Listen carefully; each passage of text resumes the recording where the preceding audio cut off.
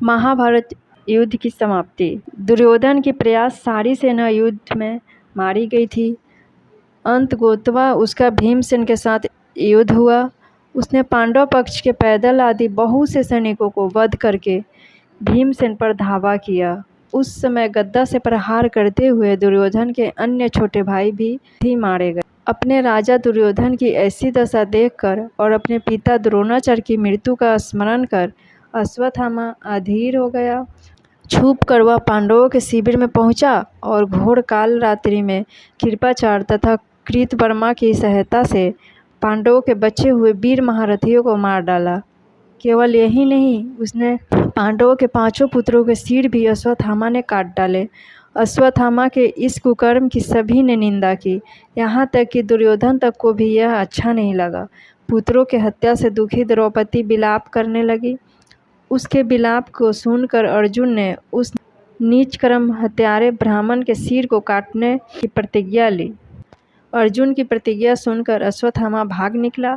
श्री कृष्ण को सारथी बनाकर एवं अपना खांडीव धनुष लेकर अर्जुन ने उसका पीछा किया। अश्वत्थामा को कहीं भी सुरक्षा नहीं मिली, तो भय के कारण उसने अर्जुन पर ब्रह्मास्त्र का प्रयोग कर दिया। अश्वत्थामा ब्रह्मास्त्र को चलाना तो जानता था, पर उसे लौटाना नहीं जानता था। उस अति प्रचंड तेजमय अग्नि को अपनी ओर आता देख अर्जुन ने श्री कृष्ण से विनती की, हे जनार्दन, आप ही इस त्रिगुणीमय सृष्टि को रचने वाले परमेश्वर हैं। सृष्टि के आदि और अंत में आप ही शेष रहते हैं। आप ही अपने भक्तजनों की रक्षा के लिए अवतार ग्रहण करते हैं। आप ही ब्रह्मा स्वरूप हो रचना करते हैं। आप ही विष्णु स्वरूप हो पालन करते हैं, और आप ही रुद्र स्वरूप हो संहार करते हैं। आप ही बताइए कि यह प्रचंड अग्नि मेरी ओर कहाँ से आ रही है और इससे मेरी रक्षा कैसे होगी। श्री कृष्ण बोले, हे अर्जुन, तुम्हारे भय से व्याकुल होकर अश्वत्थामा ने यह ब्रह्मास्त्र तुम पर छोड़ा है। इससे बचने के लिए तुम्हें भी अपने ब्रह्मास्त्र का प्रयोग करना होगा, क्योंकि अन्य किसी अस्त्र से इसका निवारण नहीं हो सकता। श्री कृष्ण की इस मंत्रणा को सुनकर महारथी अर्जुन ने भी तत्काल अचमन करके अपना ब्रह्मास्त्र छोड़ दिया। दोनों ब्रह्मास्त्र परस्पर भिड़ गए और प्रचंड अग्नि उत्पन्न होकर तीनों लोगों को तृप्त करने लगी। उनकी लपटों से सारी प्रजा जलने लगी। इस विनाश को देखकर अर्जुन ने दोनों ब्रह्मास्त्रों को लौटाकर शांत कर दिया और झपट कर अश्वत्थामा को पकड़ लिया और बांध लिया।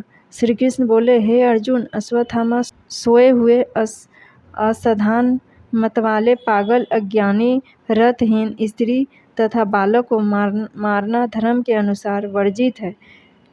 इसने धर्म के विरोध आचरण किया है। सोए हुए निरपराध बालकों की हत्या की है। जीवित रहेगा तो पुनः पाप करेगा।